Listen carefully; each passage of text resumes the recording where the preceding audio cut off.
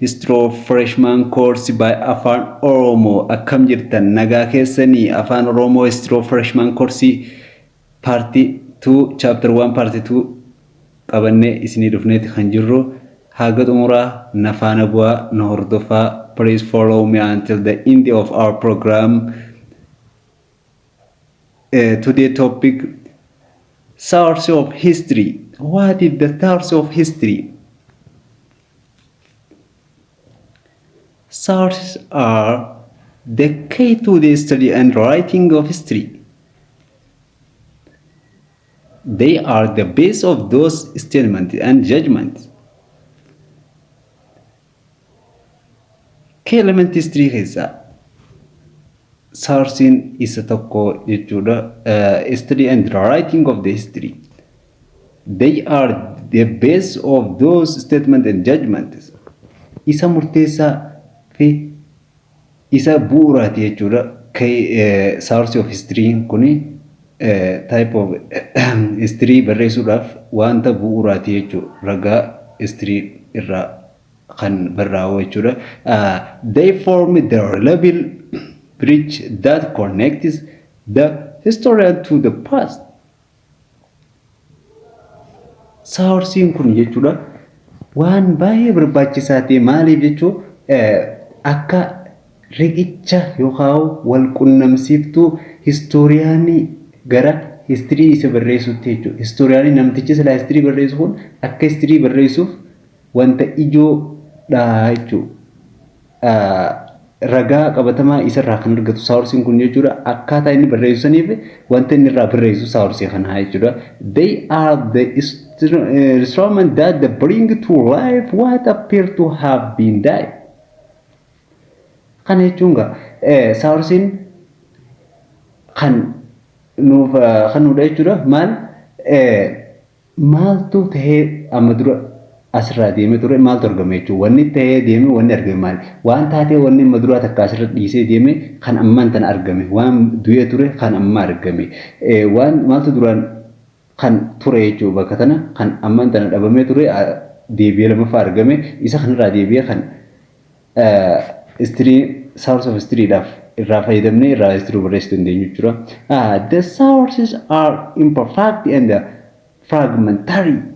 Often sources have been destroyed in the course of time.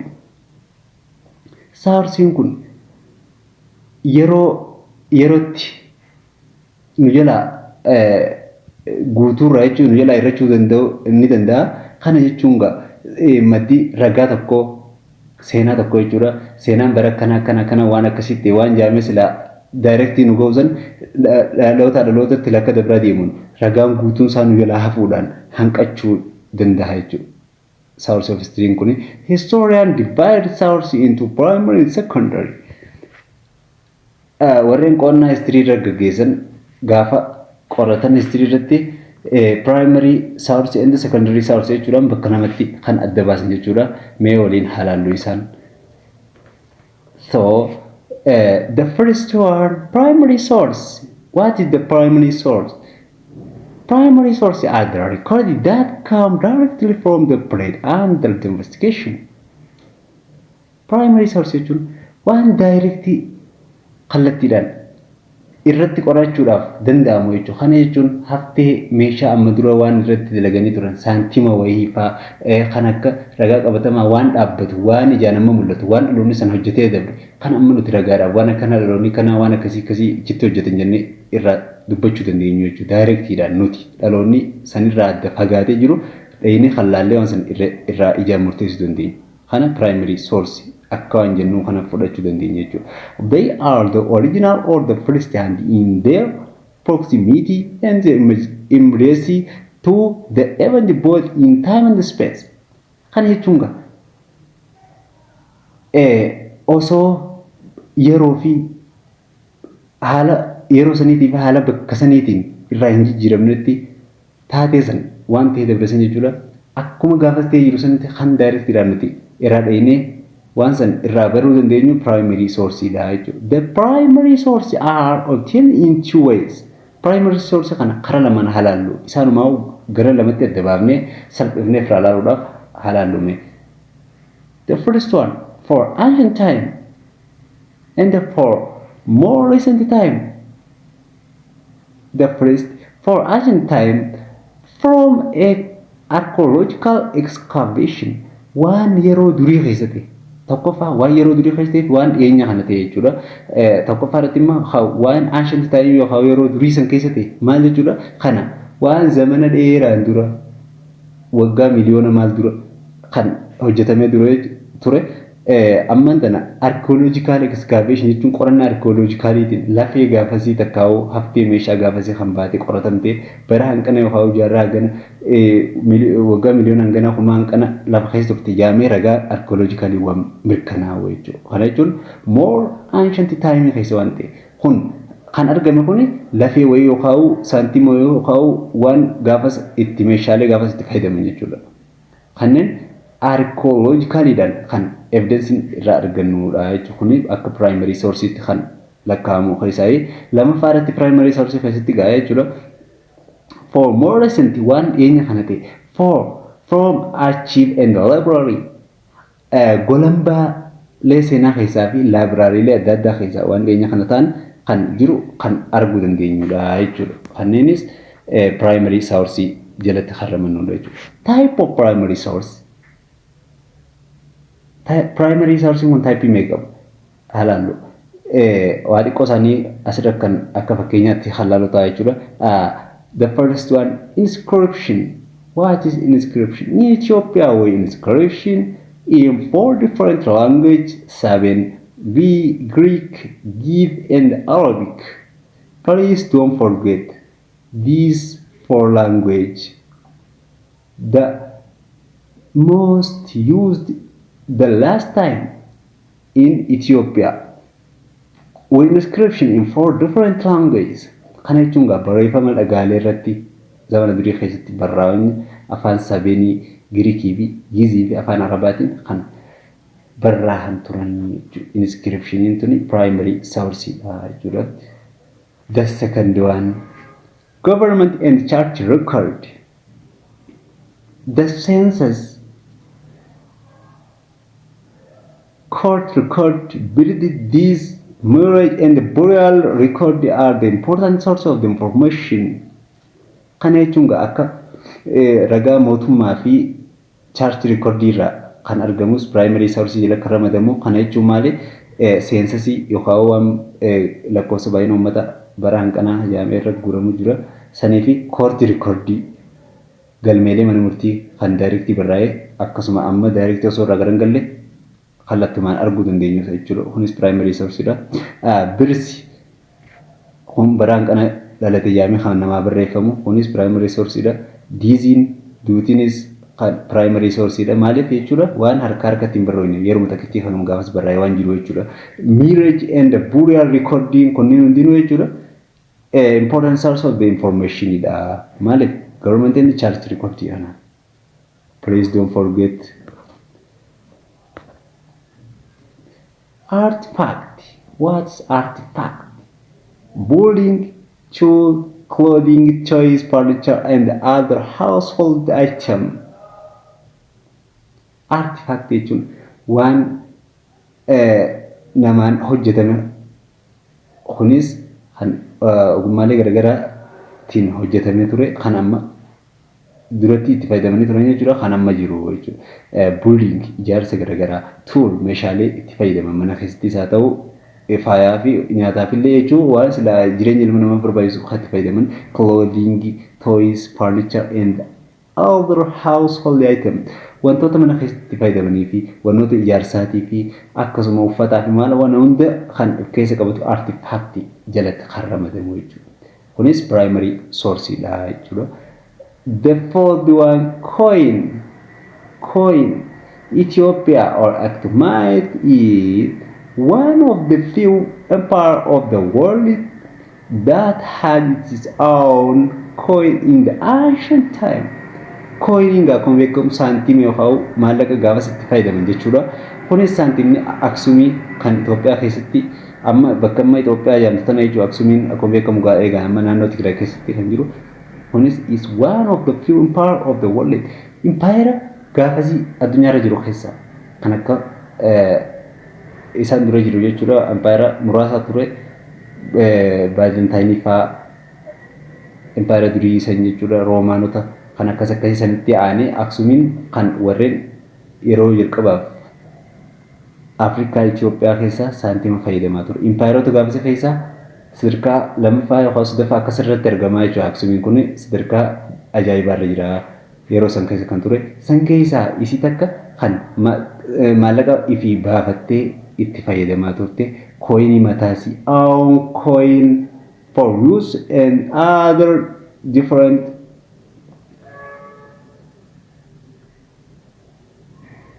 ega akkuma beekamu saantimni Aksum isa beekamaadha jechuudha artifaktii akka artifaktiitti kan lakkaa'amu. The minting of the coin in Ethiopia occurred as far back as the 3rd century AD and continued up to 10th century AD at least. Jaarraa torba kan itti fayyadamaa turan jechuudha. Jaarraa sadaffaarraa haga jaarraa kurnaffaatti saantima Aksum kana kan itti fayyadamaa turanidha jechuudha. Jaarraa naannoo jaarraa torbatti tilmaamuuf itti fayyadamaa kan turan saantimni Aksum saantima beekamaadha jechuudha. Warqii farraa kan toledha jechuudha. Although 7 coin existed before the mintage of Aksumat I, the pattern was taken from the Greek Oromo wallet. Kunis gaa osoo Aksumiin gara saantimaatti hin dhufin duratti Greek Oromaanirraa kan itti fayyadamaa turan 7 coin 7 ka warra seebinotaa jechuudha. Coinii warra seebinotaa kana kan itti fayyadamaa turanidha jechuudha. Existed before the mintage of the Aksumite when the pattern was taken from the Greek Oromo wallet. And so generally later decrease ruin of the building monuments, church ornaments, pottery, temples, churches, altar, dairy and other are the primary source. Isaalleewwan kunneen kun jarreen asirra kaa'amu kun walumaa galatti maali primary source keessatti kan ramadamanidha. Kana egaa yaada isaa gaafa qabattan isaan gaafa himamu kan isinii galuu danda'u ammoo deeply baruudhaaf qabachuu qabdanii jechuudha. Traveler account. What is the traveler account? Yes, traveler account is the usually considered as the primary source if it is an eyewitness. Primary source keessa kan ramadamu traveler account.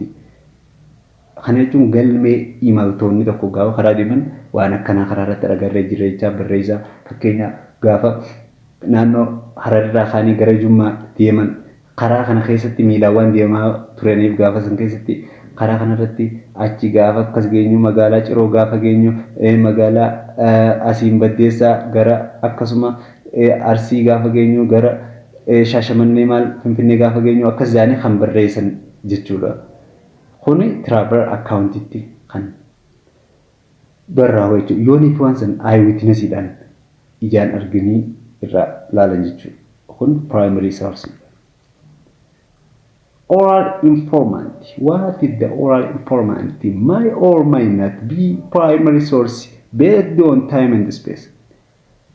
Haala bakkaatii fi haala yeroo irratti dhaabbanne oral informant kana primary source dha jechuun hin dandeenya. Primary source secondary source dha jechuun hin dandeenya jechuudha. Lamaanittuu ramannu isa haaluma oggusiirratti. Yoo direct san waan san kan dhaloota sanirraa afoola san kan si ga'u ta'e primary source kan lakkaa'amu yoo ammoo akkana jaan jechuun information ni sigee waan san kan akka secondary deebi'uudha jechuudha. And so on. Egaa amma gara secondary source kan dhufnu ta'a secondary topic itti jechuudha.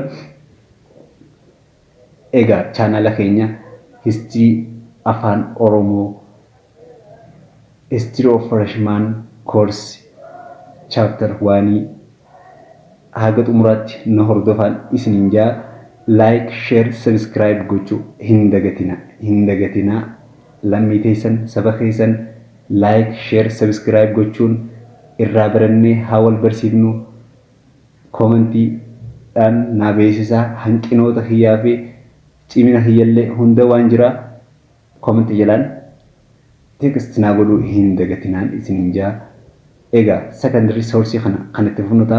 Secondary sources are not direct products of the bread and history. They are second-hand published account about the past event. Secondary source jechuun not direct product jechuudha. Waan directidhaan hin ta'in takka. As the bread and history. Kana jechuun waan qorannaa hedduudhaan walitti coramee dhufe kunis directidhaan waan irraan dhufin jechuudha. Kuni akka secondary source takka itti fudhachuu dandeenyu jechuudha. They are second hand published account about the past event. Waan abbaa lammaffaatiin barraa'e. Kana jechuun amma dura barreeffamni takka kan barraa'ee ture sanirraa dhaabbattee yoo irraa kaan lammaffaa barreeffama kan argite kun akka secondary source jechuudha. Waan ati directidhaan hin argin takka akka secondary source maaliif namarraa waan si gahe jechuudha. The primary source is raw or crude data, but secondary sources are processed. Primary source in raw or crude data directly jechuun waan akkuma inni san jirutti irraa arginu ammoo secondary kun faallaa kana maali processed adeemsa keessa akkasuma madda garaa irraa kan daddabaree si ga'uudha jechuudha. Kun jechuun madda osoo ogguu gaafa jennugaa karaalee garaagaraatiin jechuudha kan daddabaree si ga'u pirooza adeemsa keessa dabree maaliif cuunfamee fa'aa yookaan itti dabalamee maal akkasitti kan si ga'u jechuudha. Primary source nama akkuma jiru sanitti hanqinaa fi cimina waan isaan qabu hunda daayireektii kan argattu jechuudha. Akkuma jirutti osoo takka hin tuqannetti san primary source. The secondary sources are written long after the event has occurred and providing an interpretation. The secondary source kan barraa'e long after the event has occurred. Eega wantaatiin seenicha san ta'ee dabreen boodatti yeroo dheeraan booda kan dhufee barraa'e kun maal jedhama secondary source jedhama jechuudha. And the providing and the interpretation of kunis eega yeroo dheeraan booda gaafa turu maal kanna jechuudha gaaffilee kanneen as jala kanatti deebii kennuudhaan kan barraa'u jechuudha. Primary secondary source jechuudha sorry. What happened maaltu ta'ee dabre waan ta'e san qorattee baasta maaliif madda garaagaraa irraa karaa adda addaatiin kan qoratamee ba'e jechuudha. What happened maaliif wanti san ta'e waan inni ta'eef hayyoon isaa maali wanni ta'eef maaltu ta'e maaliif ta'e. How it happened, often based on the primary source. How it happened, akkamitti wanni sun, meekkamitti, maaltu ta'e, maaliif ta'e, akkamitti ta'uu danda'u wanni sun. Kanaaf gaaffii kan namu deebiin san jechuudha deebiin isaan kanaaf kan namu suni secondary source taatee jechuudha. Often based on the primary source. Primary source irra dhaabbanneeti isaaniiwwan kana deebisuu dandeenya. Maaliif directly irraa waan laallee irraa sanirraa wal qabnee barreessinaa jechuudha. Nevertheless, no history work can be taken as final as new source keep coming to light reconstruction. Wanni huyyoo kanallee ta'ee jechuudha. History kamuutuu dhumarratti kan ta'u fudhatamu jechuudha. As a new source keep coming to light reconstruction. Akka madda haaree tokko kan dhufaa jiru jechuudha. Light reconstruction. Irra deebi'ee kan ibsuu yookaan ijaaruu danda'u waan san ta'e irra deebi'ee kan qindeessee walitti feefaa ta'een ijaaruu danda'amutti kan walitti qabamu yoo akkas hin taane ittiin ta'uu danda'u jechuudha. Okay, akka dhaloonni irraa hubachuu danda'uun adda eegamee akka dhalootaaf reconstruct godhuu danda'u jechuudha. Sifa adda baadhaa yookaan sifa hubatamaadhaan kan kaayamu kana history jechuun. Appropriate fact should be selected. Fact should be selected, processed, arranged, and interpreted. Kana jechuun wanti kun haala ragaa qabatamaa isaatiin kan irraa filamee walitti qabamu jechuudha. Processed adeemsa hedduu keessa deemee kan walitti qabamee fi akkasuma arranged and interpreted kan hubatamee addaan bahee barreeffamee fi akkasuma kan walitti sirriitti haalaan sassaabamee jirudha jechuudha. faktii qabatamaa haala ta'e jechuudha. In the history of non-literate society, history use oral information. Yoo hawaasni history seenaa san irraa barreessinu sun hawaasa sirna barreeffamaa hin qabne ta'e maal goona? Karaa kamiin irraa barreessina? Kaan waan isaan barreessan irraa banne irraa fudhanna.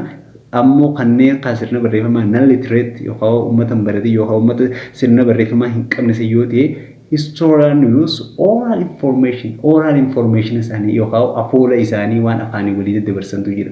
Fakkeenyaaf bifa oduu durii hibboo yookaan sheekoo maal kanaan kan walii dabarsan kanarra kan fudhachuu dandeenyu jechuudha. Example of the secondary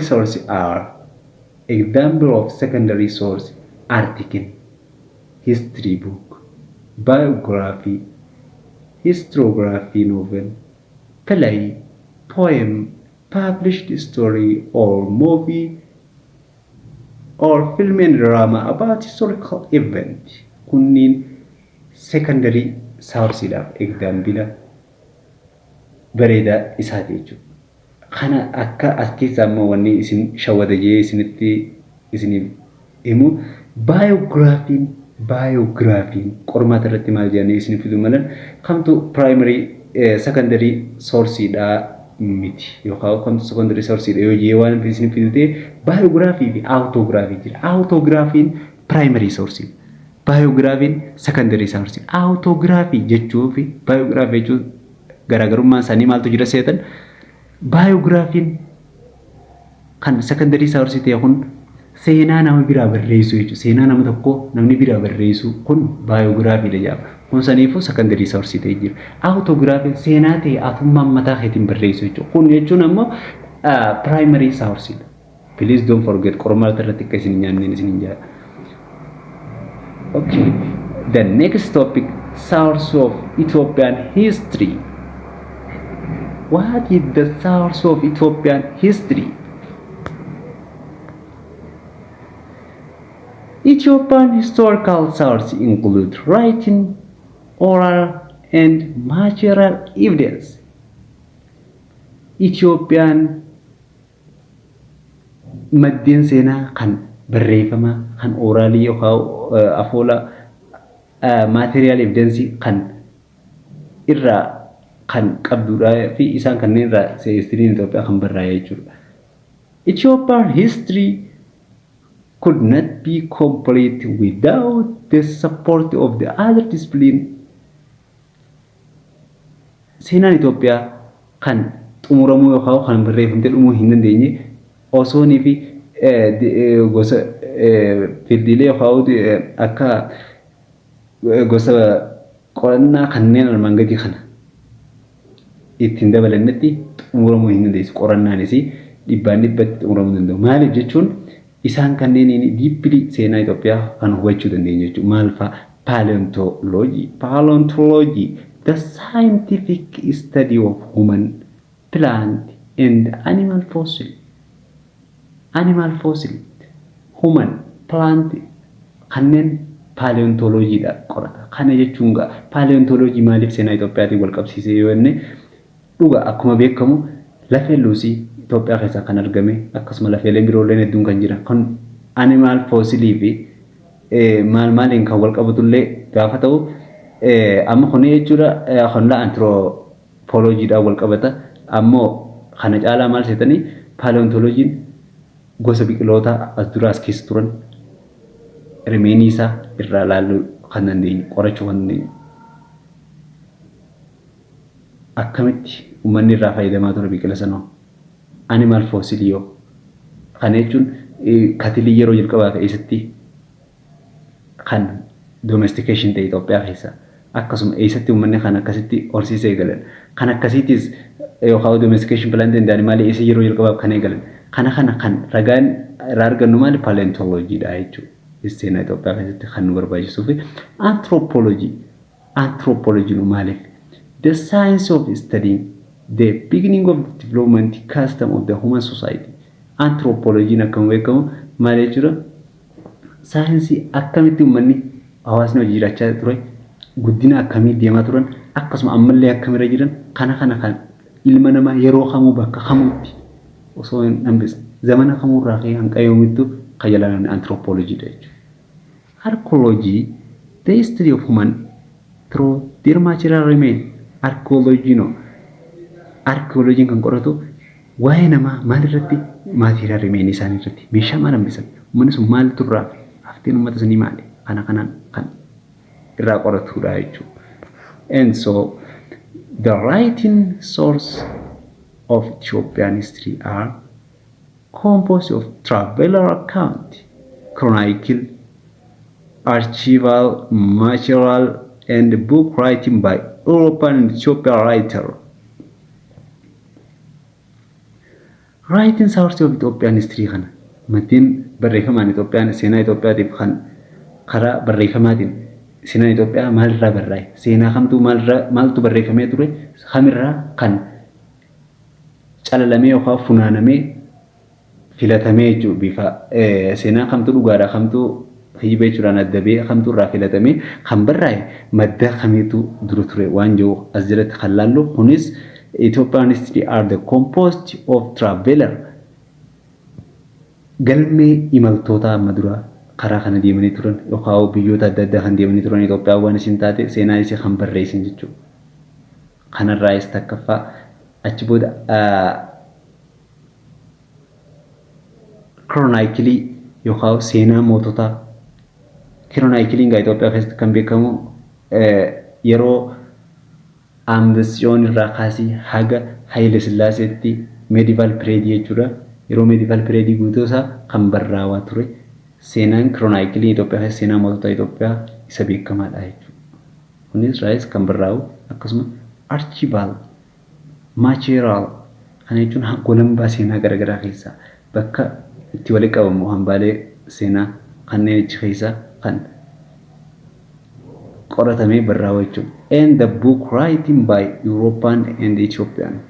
Kitaabota garaagaraa kan warra Awurooppaa dhufee qo'annaadhaaf dhufee waa'ee Itoophiyaa kan barreessuu fi akkasuma seenaa Itoophiyaanii fi barreeffatan irraa kan walitti qabamee histiin Itoophiyaa ragaa barreeffamaa irraa kan barraa'u isaan kanneen jechuudha.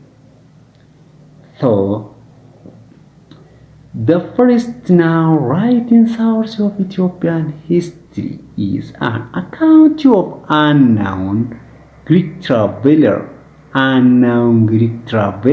writing in the 1st century Anadom they called Peripheras of Eritrean Sea. Peripheras of Eritrean Sea kan jedhamu yeroo jalqabaaf writing source Ethiopia keessatti first now writing source Ethiopia kan jedhamee beekamu maali Peripheras of Eritrean Sea. Please don't forget the first qormaata irra yoo dhufe akka hin dhabne jechuudha. Peripheras of Eritrean Sea ragaa barreeffamaa yeroo jalqabaaf dhaloota Kiristoos booda jaarraa tokkoffaa kan lammii Giriikii nama ta'e kan barraa'ee fi innis nama maqaan isaan beekamne kan barraa'e jechuudha. Seenaan Itoophiyaa yeroo jalqabaaf Onis gawana kan faqaa keessa qabaachuu which gave the detailed description of the Aksumite kingdom and the port of Adulis. Why Aksumite kingdom fi Adulis porti dha jechuudha. Kan irratti kan waan takka dubbatudha jechuudha. Peripheras of Eritrean Sea kun akka firstiti kun in the 6th century jaarraa jaaffaa keessa Cosmos in the Coples kun jechuudha maqaan namichaati gave us fuller picture of Aksumite internal trade in his book kitaaba isaa Christian topography kan jedhu keessatti jaarraa jaaffaa keessa dhaloota Kiristoos booda jaarraa jaaffaa jechuudha kan kitaaba isaa Christian topography jedhamu keessatti waa'ee seenaa Aksumii fi akkaataa Aksum jechuudha internal isaanii kan guututti bal'isee nuuf kaa'edha jechuudha. Aksum tanaan kan nuuf ibse Christian topography keessatti eenyu jechuudha Cosmos in the Coples kun akka second source of Ethiopian history writing history kan fudhannudha jechuudha. Please don't forget. And the Arab, Portuguese and Scottish followed these ancient documents. Warreen Arabota, Portugalonni, Scotlandonni Kunniin jechuudha kan yeroo dookumantiilee barreeffama durii san irratti kan yeroo durii san keessatti jechuudha waan gaafas Itoophiyaa keessa ture kan nu barreessanii turan jechuudha. Akka imaltoota warreen karaa deeman afaanowwan sanneen illee kan barreeffamanii turanidha jechuudha. With the European colonial advent in Africa, many European flocked into Ethiopia and enriched the literature. European colonial advent idha. Argannoolee kolonii jechuudha koloneeffachuudhaaf Euroopaanonni gaafanii fi dhufan gara Afrikaa gaafa dhufan many European flocked into Ethiopia and enriched the literature. Gaafa gara Afrikaa kana dhufan ummanni Awuroopaanota gara gaafa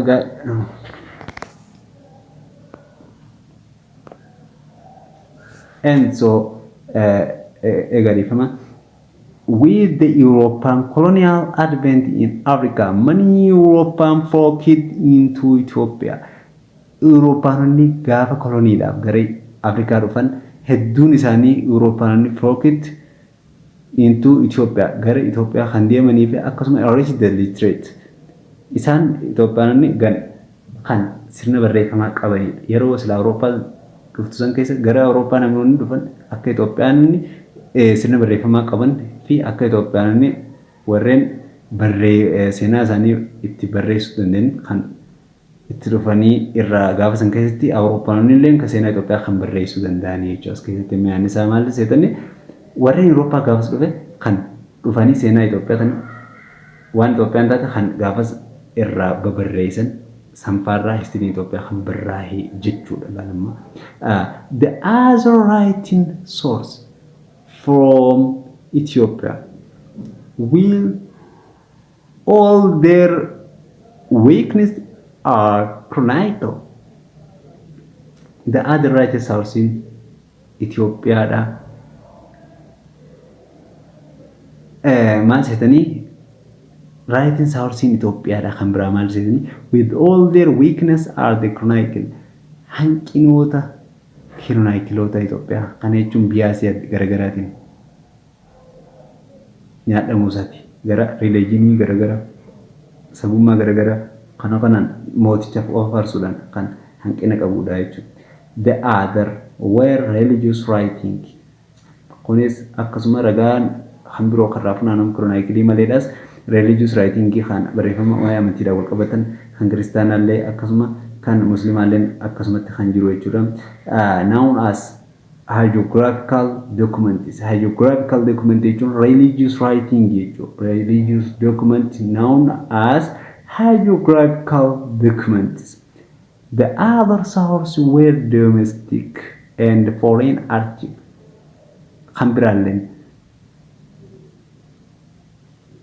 domestic and foreign archive golambaalee biyya keessaa fi kan akkasuma kan biyyoota alaarreen kan maddisa seenaa Itoophiyaa kan irraa barreeffamuu danda'edha jechuudha. One more writing sources are book writing by European or Ethiopian. Kunis caalatti maddeen kitaabota Itoophiyaanotaa fi Awuroopaanotaa fi Itoophiyaanotaa kan barraa'an irraa kan funaanamanii jechuudha. The last source of Ethiopian history is oral tradition or oral source. Last inni dhumaa seenaa Itoophiyaa kan irraa barraa'e gara oraaliitiin gara afoolaatii fi oral source maddeen afoola gara sila afoola kan dabarsanidha jechuudha. Kanarraayis uummanni kanaa akkana jaasan eessa akkana jaan maaliif akkana jaan waan akkasitti kan raqolatamu jechuudha. This is extremely important for those society without the cultural right. Kunis caalatti maal seetanii important for those society without the culture of writing. Warreen keessattuu Southern Itoophiyaa fadhaa jechuudha. Uummata sirna barreeffamaa dilas hin fayyadamu. Akka Southern Itoophiyaa irratti sirni barreeffamaa yeroo dheeraa birraa kan turreefnii fi kan afaan dhalootatti daddabarsan jechuudha. Kanneen akkana kanaaf. In the case of Ethiopia, oral source are important in southern Ethiopia with lack right in south. Warreen sun barreeffamaan qabne egaa akkuma inni turretti isaanowwan southern Ethiopia kana kanneen irratti kan oraliidhaan funaanamu jechuudha. Oral source could be primary and secondary. Oral source kun primary illee ta'uu ni danda'a, secondary illee ta'uu ni danda'a. Akkuma dursa dubbanne turre primary illee ni ta'a, secondary illee ni ta'a. Lamaan ibtuu ni madama jechuudha. Kana jechuun akka yerootii fi akka bakkicha sanii irra dhaabbannetti qoqqoo dandeenya. And so the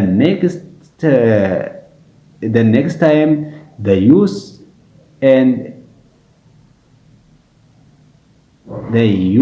or importance of history mata dureetu nan qolee deemnutti egaa nagaannaaf jiraadhaa like share subscribe gochuun dagatina comment jalatti hanqinoota cimina jajjabina kan jiru hunda akka nun geessan abdii isin qabna obboleeyyan keenya saba qashtii kiyya akka like share subscribe gochuu hin daganne an obboleessa keessan isin dhaammadheetin jira like share subscribe walii dhaamaa waliin gayaa na hordofaa gaaffilee qormaatatillee kan isiniif dhiyeessu ta'a agasittuu nagaannaaf jiraadhaa nagaattiin isin jaa ammoo akkuma mee asmaanuu sagantaaleen keenya torbee hunda torbaanitti al sadii kan isin dhiyaatu kunis guyyaa jumaata galgala sa'aatii 4 irraa akkasuma guyyaa sandee yookaan sanbata guddaa jechuudha galgala sa'a 4tti akkasuma guyyaa roobiillee sa'a 4tti galgala kan qaamii isin bira ga'u ta'a hagasittuu akka abdiidhaan neeyitanii na hordoftanii isiniin jaa sagantaalee gaaffiitis kanneen keessatti isiniif hin gadhiisa hundaa hordoftanii gaaffilee chapter 1 TV chapter 2 akkasuma akkuma viidiyoo chapter 1 dalagee fixeen gaaffilee chapter 1 fixee gaaffilee chapter 2 illee akkasitti isiniif itti aansa haga dhumaatti na hordofaa follow me please don't forget to subscribe bye bye